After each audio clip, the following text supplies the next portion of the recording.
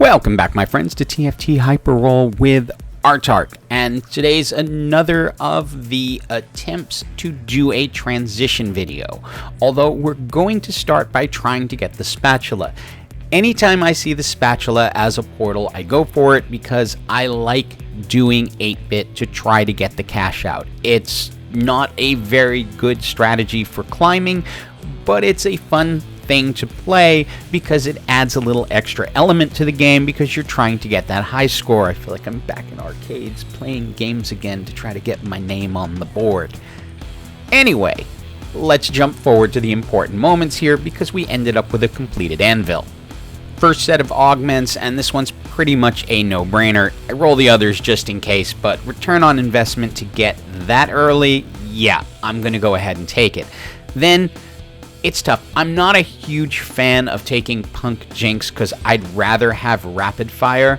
Since that's going to be stronger, we can go ahead and grab any number of these items. There's nothing really great, but the even shroud will allow us to shred armor. Since the plan here is to try to get to 10 and then dump our headliner and reform the team, we go ahead and grab the Punk Jinx and just go forward with it. And we're going to go ahead and jump ahead here, but one of the things I don't like about getting Punk Jinx is then that forces you to get another rapid fire to tick rapid fire, which is really the key trait here, and I'd rather have the ability to have all guardians to remain unbeaten through the early part of the game. Time for the second set of augments, and Unified Resistance is the automatic take for a guardian build. However, I'd like to find something different, but when left with that, I don't want to risk re-rolling it. And the key is that since you're going to be switching up the team, you don't know if you're going to necessarily have a line in front at the end. And we haven't yet gotten that gold 3-star Jinx, so we're kind of sitting in the middle, but it should be good enough to get us into that round 10, which is going to be the key to the whole thing, because the headliner chances from 9 to 10 change greatly. Final set of augments, and it's another really difficult decision because Heroic Presence is a no-brainer for this particular comp. But again, the plan is to dump this particular comp. The one thing we do know at this point is no matter how it ends up at the end, we're gonna have a line in front and try to keep as many guardians as possible. Luckily, one of our 5-cost Autarch is a guardian. Now, along the way, the goal is to pick up as many 5-costs as possible. You've seen I've picked up an Alawi, have another one locked in the shop, and then a Lucian as well, and then hope that the team can keep on winning. With the gold 3-star Jinx, Deathblade, Infinity Edge, and Rageblade, I'm pretty confident we're getting to level 10. If you happen to 2-star some of your legendary champions, consider moving them in. Kiana is going to allow us, or should I say, demand us to keep Kennen in the game, as she will be true damage, which will allow her to get her bling bonus since she is now itemized. The only problem you're going to face as you transition is that you're going to lose some critical traits. In this case, we lost Rapid Fire, which is why I like to get a Rapid Fire Jinx, because the Rapid Fire trait is going to speed up her attacks so much more, which may have allowed her to carry this round.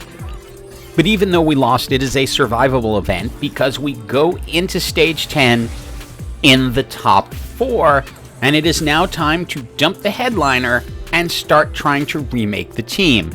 I've said before, I skip Jhin whenever possible. I just can't be bothered with that. We want to look for the best headliner we can get who's going to help with our current situation. With an item choice, we just grab the last Whisperer because we want to get to that Autarch headliner, which is going to give us Guardians, so we will not need all the Guardians anymore. But remember, we want to keep Kennen because that is ticking true damage for Kiana. So we can pull Pantheon, we don't need Punk anymore, then stack Lucian with AD items, additional AD items can go on Kiana, and we're in a pretty good position.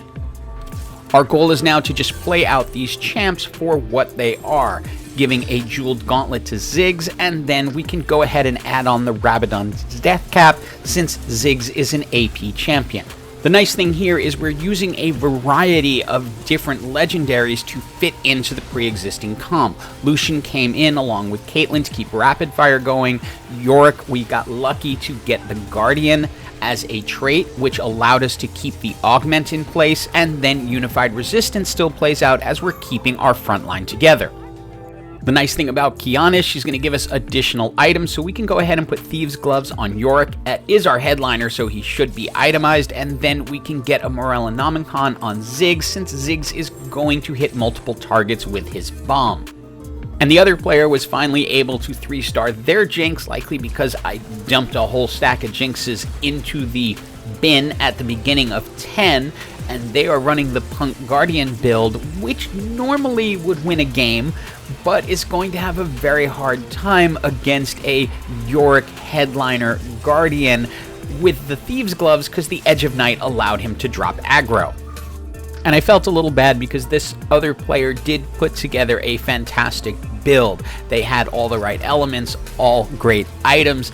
It was just not going to quite stand up to a legendary champ board with the Yorick headliner in Guardian form and 6 Guardians, because that gave them the ability to keep the front line strong while Lucian could just destroy them from the back end. And very soon it was GG for everyone and a team effort with Lucian, Yorick, and Ziggs all coming in close. So give this a try or something like it as we close out the season. My next few videos will be around this general topic and different builds. Hope you enjoyed it, and as always, have an absolutely awesome day.